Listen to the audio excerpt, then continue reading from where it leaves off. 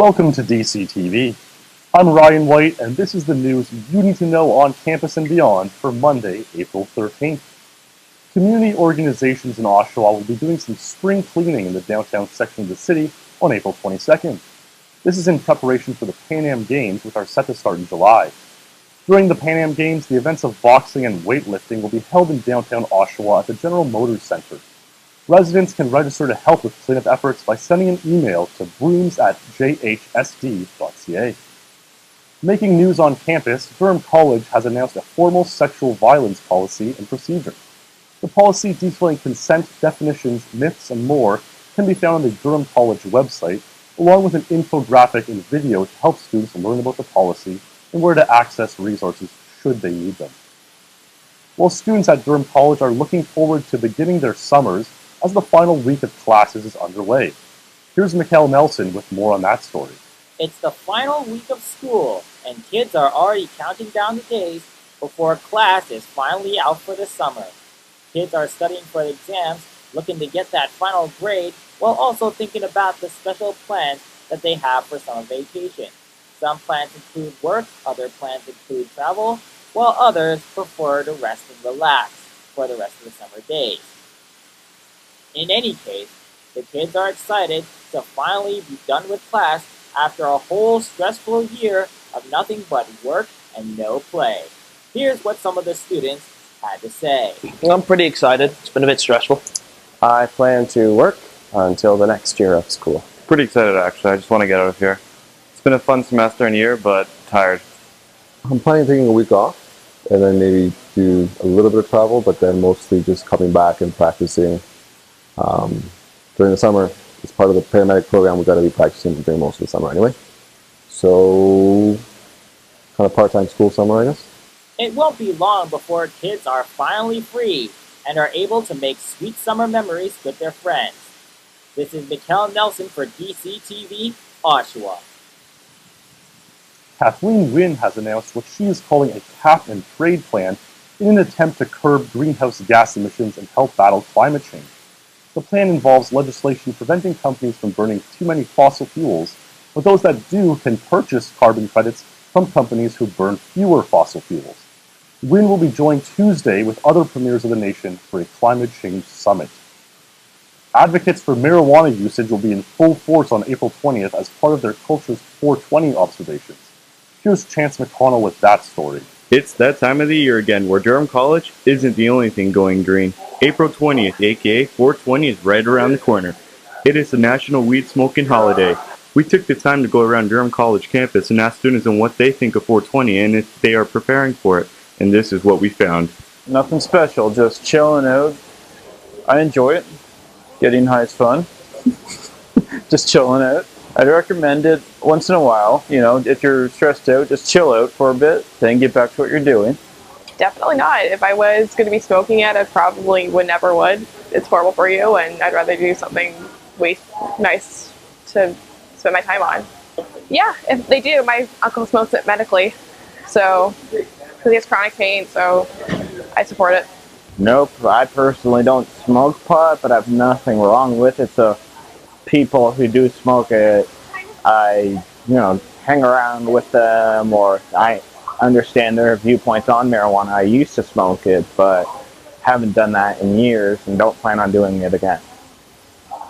So as a result, people are getting ready for 420. Even if they don't smoke, their friends are. Let us know what you think. Follow us on Twitter at DC Broadcasting and let us know what you're going to do for 420.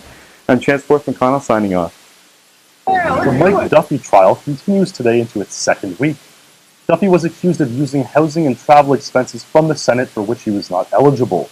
The defense claims that Duffy did not act illegally, while the Crown's case suggests Duffy was never eligible to act as a senator from Prince Edward Island, and thusly not eligible to receive housing expenses there since he never had a primary residence on the island. Hillary Clinton has officially announced she will run for president in the upcoming 2016 United States presidential election. She is attempting to become the first female president of the United States and is the sole Democratic Party candidate who has announced candidacy thus far, while Senators Rand Paul and Ted Cruz announced their campaigns for the Republican Party nomination. More politicians from both sides are expected to announce their candidacy as campaigns begin now and run well into next year. Well, that's the news for today. A great time of the year for sports, though, with the Masters and the NHL playoffs gearing up. Andrew, you've got quite the sports package here, eh? Oh yes, Ryan, definitely. Well, this weekend the Blue Jays wrapped up their opening week Sunday afternoon, beating the Baltimore Orioles 10-7. The Blue Jays got home runs from Dalton Pompey, Kevin Pillar, and Jose Bautista, who got his first of the year. 21-year-old Miguel Castro got his second save of the year, taking a firm grasp of the closer role after it was believed Brett Cecil would hold that spot. The Blue Jays have their home opener tonight against the Tampa Bay Rays at 7 o'clock. The NHL playoffs have been set after an exciting last day of the regular season wrapped up Saturday night. The Ottawa Senators clinched the final spot in the East after a superb run, winning 23 of their last 30 games. First-round matchups start Monday night with Ottawa playing Montreal, the New York Islanders taking on Washington, Chicago against Nashville, and Calgary taking on Vancouver. The Oshawa Generals took a 2-0 series lead over the Niagara Ice Dogs Sunday evening at the GM Center with a convincing 6-1 victory. Michael Del Cole led all players with a goal and 2 assists. Michael McCarron and Tobias Lindberg each had a goal and an assist with Hunter Smith. Stephen DeRoche and Matt Musselty had a goal each. Game 3 goes Tuesday night at 7 o'clock in St. Catharines. Jordan Spieth became the youngest to win the Masters since Tiger Woods did it at the age of 21. He shot a final score 18 under par, tying the Masters record with Tiger Woods. Jordan Spieth also broke the Masters record for a number of birdies in the tournament with 26. It was an impressive performance as he opened the tournament, as the leader never looked back. In Raptors news, Lou Williams drove the team to victory with a nail-biting three-pointer to beat the Miami Heat 107-104. Williams scored 29 points, while DeMar DeRozan added 24 points, respectively. Miami put up a fight most of the game as Dwayne Wade poured in 30 points for his team. In the end, Toronto was too much for Miami to handle, and they ended up getting a win on the road. This is the Raptors' first time beating the Heat on the road since November 19, 2008, ending a 10-game slide on the Heat's home court. With this win, the Raptors tied 2 franchise records, 48 wins of the season and 22 wins on the road. And that wraps it up for sports. Here's Katie with all the juicy gossip and details of the entertainment industry. What's going on with the entertainment industry? A paparazzo has been arrested in Vancouver for striking actor Ryan Reynolds with his car. The incident occurred on Friday night, and police took the 52-year-old man into custody on Monday and recommended he be charged with intimidation. Reynolds, who is currently in Vancouver shooting the movie Deadpool, sustained only minor injuries in the altercation. From a car collision to a tongue collision, Madonna planted a lip lock on Drake last night at the Coachella Festival.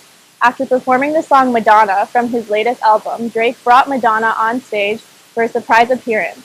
They performed 3 songs together, and then Madonna kissed Drake, which caused Drake to react in a fit of absolute disgust, though some claim Drake was actually laughing. In no laughing matter, though, Kanye West has created controversy once again.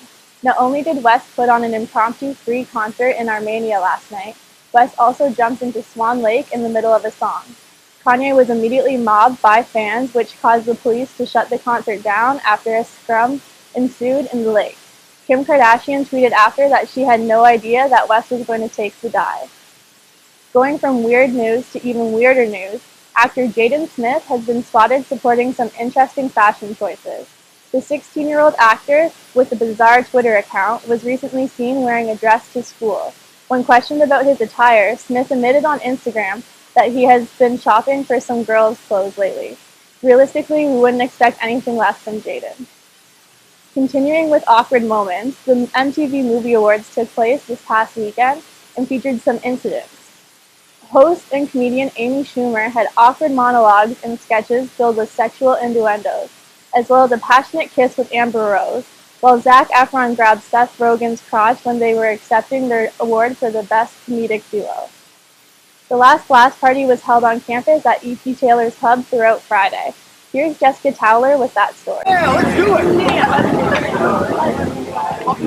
April 10th, the Student Association at Durham College in Oshawa held their annual Last Blast celebration. full of carnival fun activities. From awkward party to karaoke night, the Student Association has put together many occasions where students can relax and enjoy the company of their friends. I sat down and talked to the president of Student Association, Ryan Levine. The Last Blast is the final pub night of the year, so it is a yearly event. What changes every year is the theme. So, for example, last year was an end of the world theme, so there was a lot of those decorations with they had mountains that erupted through the floor and curtains that were all ripped and stuff like that. This year it's a carnival theme, so part of that being is that generally Last Blast has always been a 19+ event, but by having the carnival throughout the day, those will last for all ages. So we have a carnival today from 12 to 5. There's a strongman test, we've got hoops, basketballs, all the little carnival games, as well as there's funnel cakes, poutines, hot dogs, burgers, and all that stuff for sale, and you can win prizes. And then in the evening, it goes to the pub night where it's not still a carnival theme again. There's a whole video wall set up where it's got circus stuff going on, and there's a bunch of decoration stuff inside. And there's pipe field everywhere to kind of cover everything and keep it to be under. Rain or shine, the Student Association at Durham College puts on a great show, and I'm excited to see what they have next year. For DCTV, I'm Jessica Towler, Oshawa. And that's all your entertainment news for today. Let's send it back to Ryan to wrap things up. Thanks, Kate. And just like that last blast was a great farewell for the students on campus, it's time for us to say farewell too. That's your news for On Campus and Beyond for April 13th. Be sure to follow us on Twitter at DC Broadcasting and check out our website at dcbroadcasting.ca. Thanks for watching and have a great week.